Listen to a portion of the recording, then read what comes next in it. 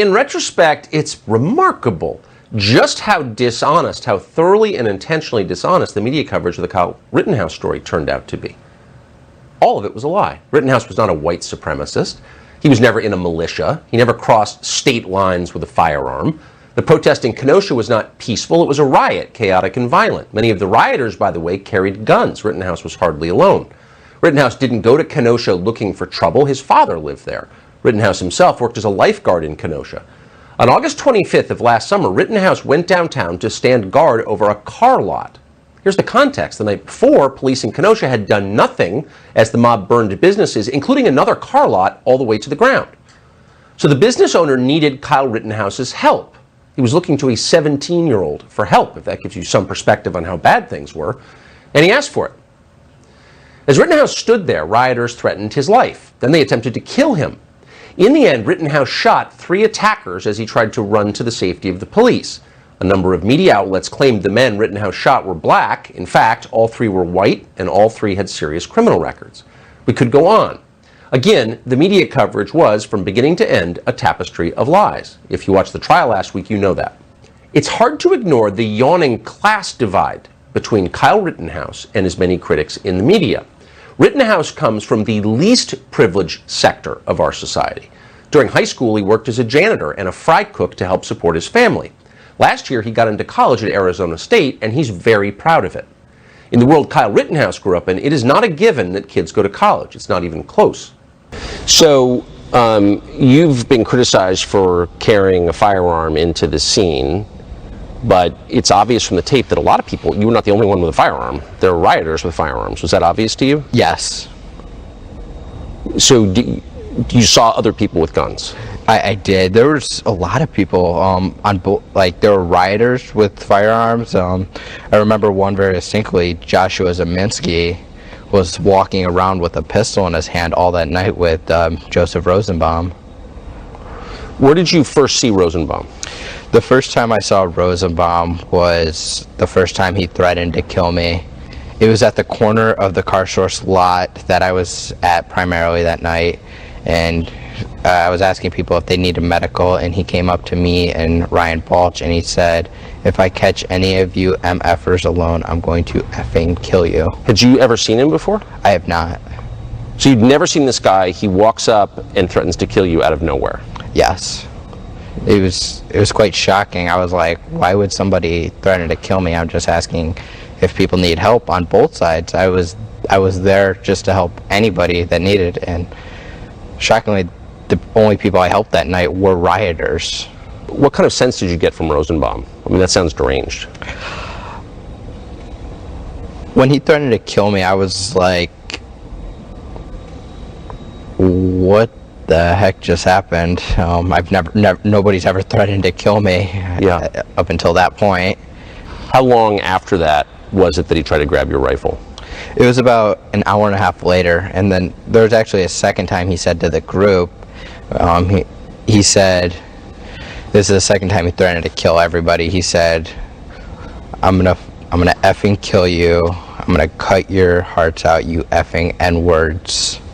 Cut your hearts out? Yes. Did any of the rioters try and calm him down or stop him?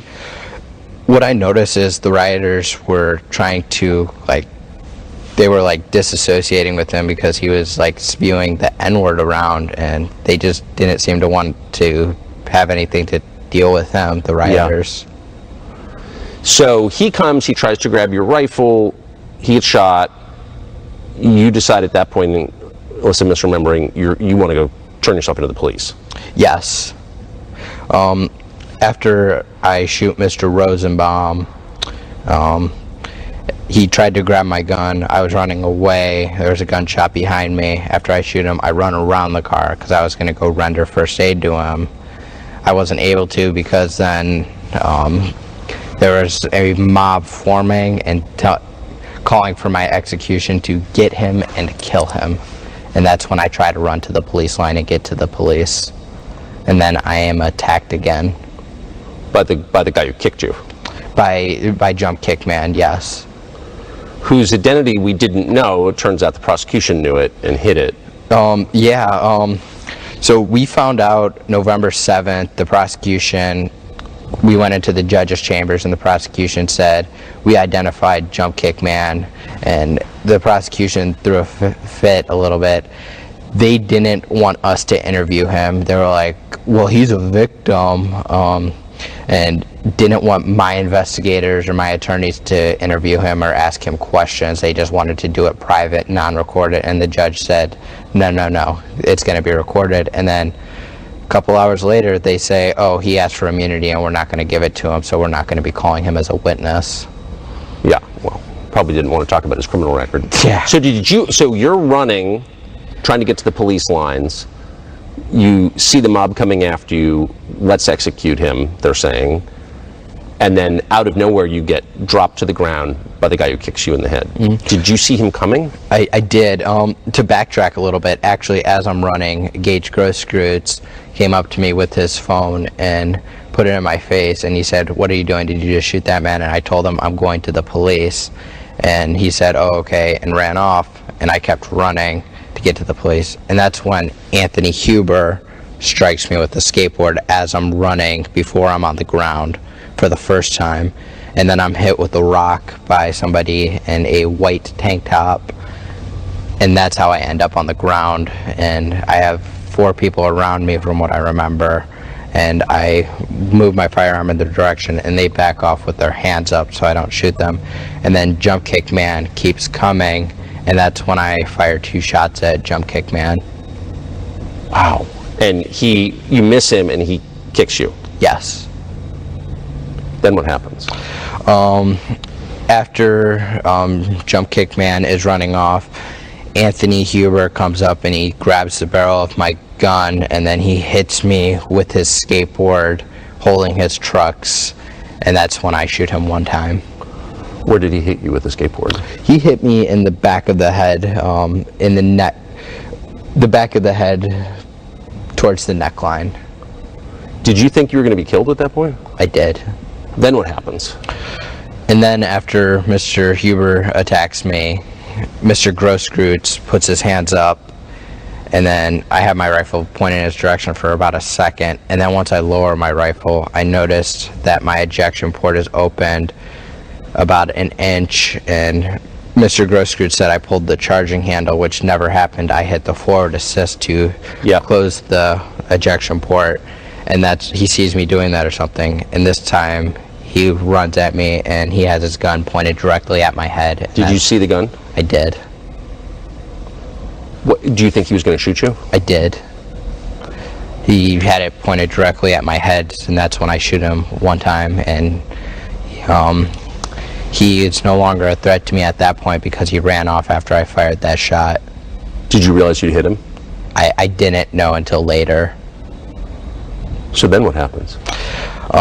There is a person directly in front of me, and I point my rifle in their direction, and he puts his hands up, and he's backing up, and I then turn around, start going to the police, and then I hear shots behind me, and I turn around and briefly raise my rifle to see if I'm being shot at, and then I realize I can't see who's shooting at me, so then I turn around and go back to the police car, towards the police line. I wanted to turn myself in Kenosha. I wanted to turn myself into the police in Kenosha, but I wasn't able to because they weren't accepting visitors apparently with the barricades and the fence up. So we ended up turning myself into the Antioch Police Department. So you drove back across state lines, as we're now calling it. You couldn't even turn yourself in. No, it was like I had to go to Antioch Police Department, which to my understanding is the closest police department to Kenosha, and they were like, yeah, we're just gonna arrest him, even though there was videos already out showing me being attacked and having to defend myself. So when was it that you were arrested? I was arrested on August 25th at around 6 a.m. I was formally arrested without a criminal complaint being drafted. They didn't know what they were charging me with yet. They just arrested me. At home? At Antioch Police Department. What'd your parents say when you called them and told them what had happened? I didn't call my mom after I saw her, and she was in shock. She was like, she wanted to go into hiding, and I said, no, the right thing to do would be to turn myself in. I didn't do anything wrong. So you knew that from the very beginning? I knew that.